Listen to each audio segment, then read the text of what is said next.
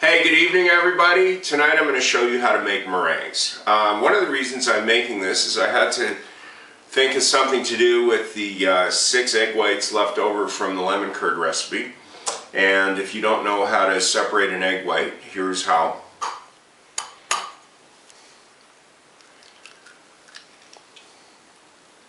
Just crack it carefully and just separate it by hand, passing the yolk from hand to hand. Okay. So for this recipe, you'll need a few ingredients. You're going to need 6 egg whites at room temperature. And just a quick word about beating egg whites. Don't try this by hand, it'll just take forever. You either need a handheld, I'm going to be using my stand mixer, because you really need to beat them for a long time. You're just going to be too tired if you try by hand, you won't want to make it. Okay, you're going to need a couple of sheets, baking sheets lined with parchment paper. You will need 1 teaspoon of cream of tartar. Cream of tartar stabilizes the egg whites and make them hold the air better. And also you will need 1.5 cups of sugar. Now, for egg whites and meringues, yes, I always use berry sugar. This is also known as extra fine granulated, and in some parts of the world it's known as superfine or caster sugar. The reason I use this is because the sugar has to dissolve into the egg whites properly. And one test of this, if you are going to use regular powdered sugar, or not powdered sugar, but regular granulated sugar, is during the whipping just stop and get a little bit of the egg white and rub it between your fingers. And if the sugar hasn't dissolved, if it feels gritty, then you have to keep beating it. This doesn't present a problem when you use the berry sugar, it just goes straight in. So, first thing to do is make sure that all of your tools are very clean. You can't have any grease at all in the mixing bowl or the whip or anywhere the egg whites will not be. So add your egg whites to a clean bowl. Sprinkle the cream of tartar over the surface of the egg whites. Now start this off on low.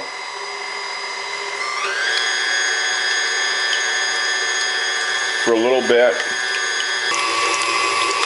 And just make sure that all the cream of tartar has been picked up before you turn it up. Let that go on high for a bit until the egg whites are just starting to get foamy.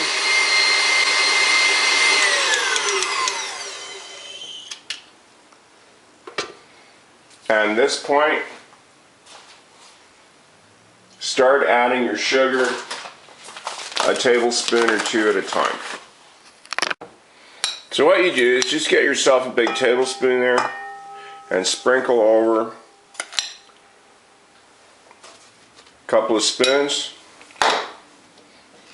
lock it in,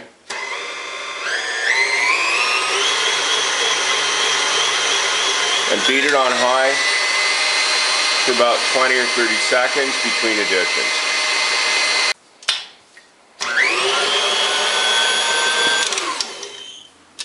So it's down to the last addition of sugar. It's not even worth getting a spoon for this. Just pop that in. Now if you've done this spoon by spoon, as I've said, you shouldn't need to whip it anymore after it's all in.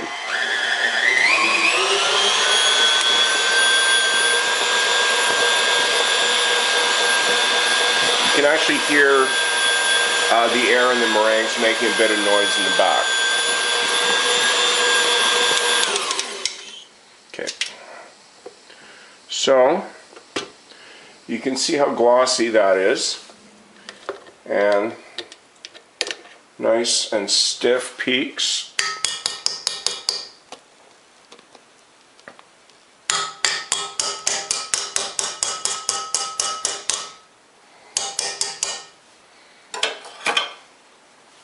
So we'll go over to the prepared sheets. Now the tools you're going to need for this are a spatula and a butter knife and that spoon you were using for the sugar. Now, if anybody says to me, well, where's your piping bag? All I have to say to you is, you're too advanced for the level of this video. This is intended for new cooks. And for them, a spatula and a knife is going to work just fine. So this is going to make 12. So what you do is just get in there with your spatula and get about that much and just drop it down onto the sheet. So once the meringues are reasonably even visually, then what you do is get your spoon. So try to get a good shot here. And what you're wanting to do is sort of flatten down, kind of shape them on the outside, and flatten down any really sharp peaks that are sticking up like that. Because even though you're cooking them at a very, very low heat, if you've got too much sticking up, you don't want them to brown or burn. They will brown a little bit, but you don't want too much. So once you got all the really harsh peaks off the tops, just go back with your spoon and try to put just a little bit of a dent in the top of each one. The reason you want to do this is that if you are using these to serve another dessert on, let's say the lemon curd I just made, or just some whipped cream, or maybe some pudding, anything you want in the top, you just want enough of a dent that your other dessert will not run off and stay put on the meringue. So pop these in the oven at 225 Fahrenheit for an hour. Take a look at them at an hour. And if you need to, depending on the temperature of your oven, because all ovens are slightly different, some cook hotter, some cook slower, you can let them go for a bit more, because you want them to be crunchy and not too chewy on the inside.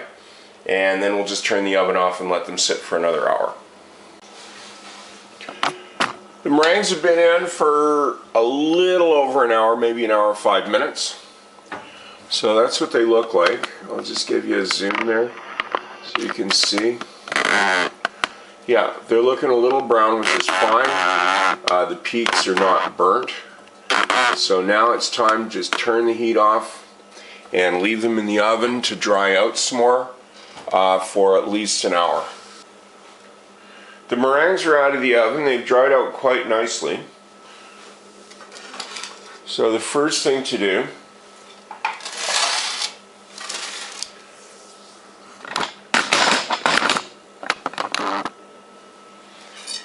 is peel them off the parchment paper and set them on a plate. Now you have to be really careful with these things because they can shatter quite easily.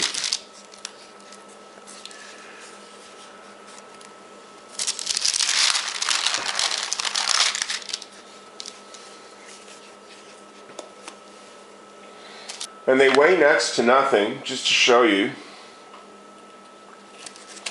I'll just take one of them and just put it on here.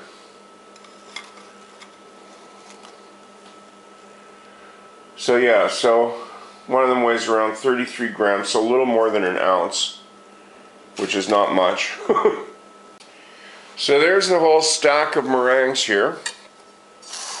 And I will take one and cut one open, just to show you how it looks. Let's hope it doesn't shatter too badly. These things don't cut really well.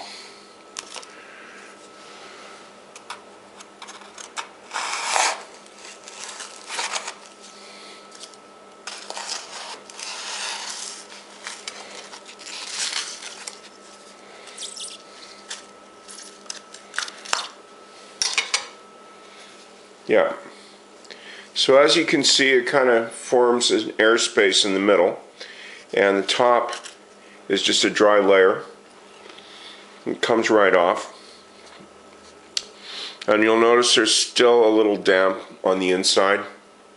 If you leave these open to the air overnight, they'll dry out quite nicely, and they will retain just a slightly chewy consistency, which is really nice.